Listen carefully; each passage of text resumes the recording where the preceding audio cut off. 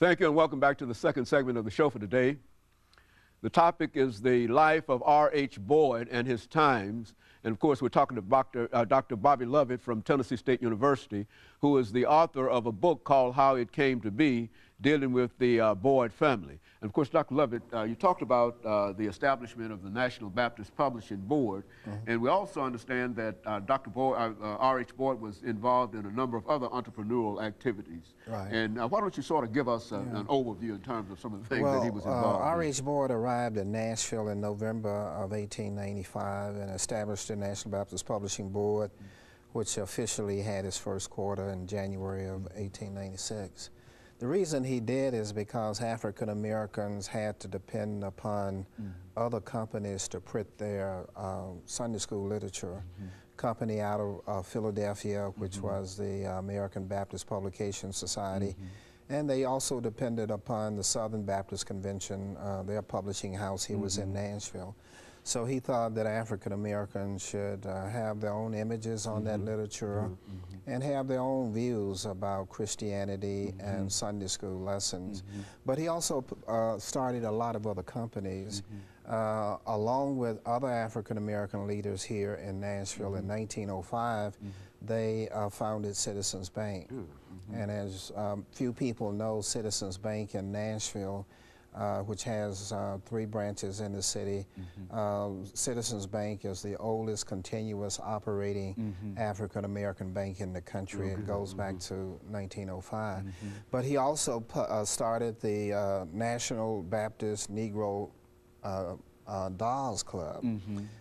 They sold black dolls because they argued that African American children should have toys that reflect their image.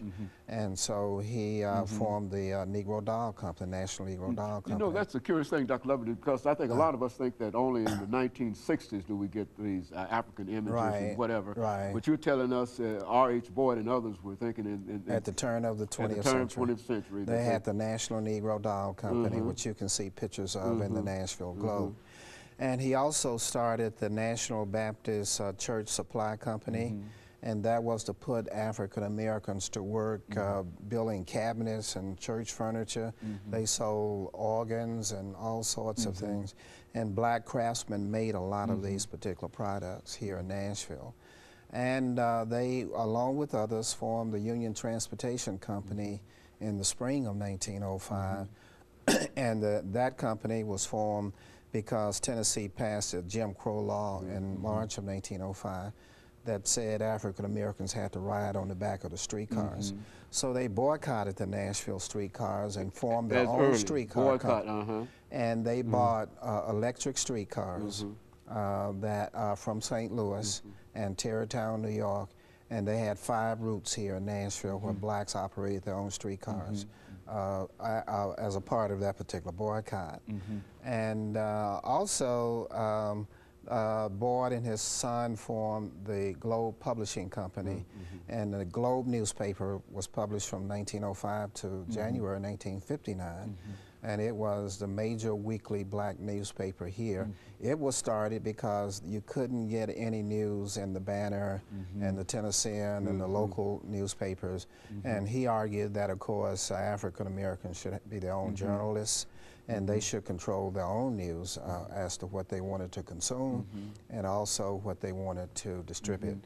And so he was an entrepreneur. Yeah, he was an extraordinary He was a businessman. Yes, he was a Renaissance man. Yes. Became involved in almost all aspects of the African experience. Right. He believed, you know, there's no separation between church and business. Churches should promote African American business, and African American businesses should be a part of the religious community as well. So he really was a man way ahead of his time. He really was. And that's what the book is about. And he also formed the National Baptist Sunday School Congress, which still operates. And this summer, let me see, it will be 103 years old. It's always held in June. And June is a traditional holiday for African Americans. especially down in Texas, where he came from, because that's when they celebrated Juneteenth. And June 25th was Emancipation Day, 1865, for a lot of black Texans. And so when they do the Sunday School Congress, they do it in June. Still 103 years later, they still do it. And it will be held down in Dallas this time, I believe. I would imagine that's also probably the longest African American conference as That well. is the longest Sunday School Congress in the country that is African American. You know, the Chautauqua movement, you know, out of New York went back into the 1880s and so on.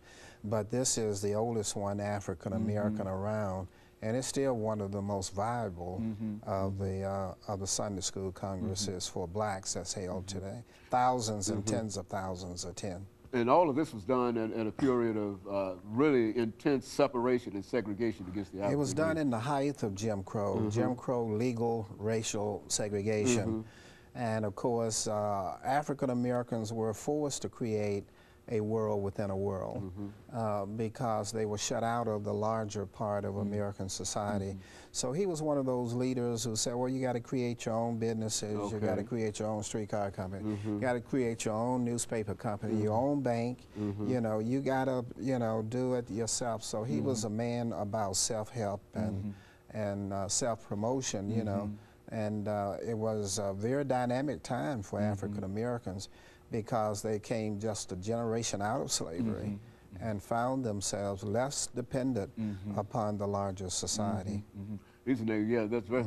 Now, his son was R.H. Boyd. What was his son? His son was Henry Allen Boyd. Henry Allen Boyd. He was born in Texas, and when his father died in 1922, he became head of the National Baptist Publishing Board and remained head until he passed away in 1959.